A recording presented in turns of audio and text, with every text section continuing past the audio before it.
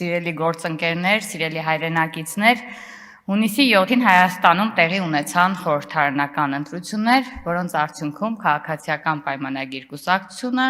ինչպես եւ ակնկալվում էր, տարավ վճռական հաղթանակ։ Այդ առիթով նախ շնորհավորում եմ բոլորիս եւ ուզում եմ իմ խորին շնորհակալությունը հայտնել Հայաստանի Հանրապետության մեր այն հարյուրազարավոր քաղաքացիներին, ովքեր իրենց վստահության քվեն տվեցին մեր կուսակցությանը։ Հունիսի 7-ին տեղի ունեցածը պարզապես ընտրություններ չէին։ Առանց չափազանցնելու դա պետություն ունենալու եւ չունենալու,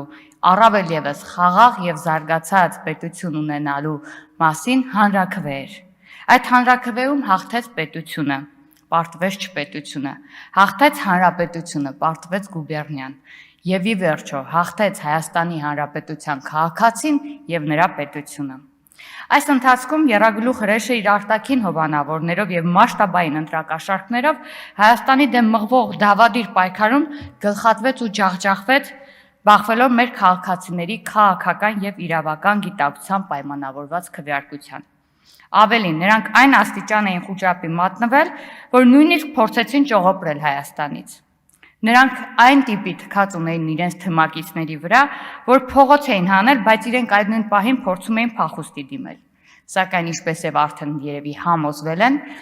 որ դեռ երկար են մնալու Հայաստանում եւ դեռ երկար պատասխանելու են իրավապահ մարմինների բազմաթիվ հարցերին։ Սիրելի հայրենակիցներ, գոհունակության եւ շնորհակալության խոսքերին զուգահեռ պետք է անդրադառնամ նաեւ մի ամեթալի երևույթի։ Ցավոք եղան քաղաքացիներ, ովքեր իրենց ընտրությունը կատարեցին ոչ թե հանուն Հայաստանի, այլ հանուն փողի, վտանգի տակ դնելով մյուս քաղաքացիների եւ մեր երեխաների ապագան։ Հիմա այս ամբիոնից ընտրակաշառքով ընտրություն կատարածներին, Հայաստանում չբնակվող, բայց գումարի դիմաց մեկ օրով Հայաստան ուղարկվածների ու Հայաստանի ու նրա քաղաքացիների ճակատագրի հետ խաղացողներին ասում եմ՝ ամոթ ձեզ։ Ամոթ մեր պետության դեմ գործելու համար, ամոթ մեր ապագայի դեմ գործելու համար, ամոթ այդ նվաստ արարքը կատարելու համար։ Դուք ու ձեր փողով հանցանքի դրդվածները պարտվել եք, եւ այդ պարտությունը արդեն ֆիքսված է։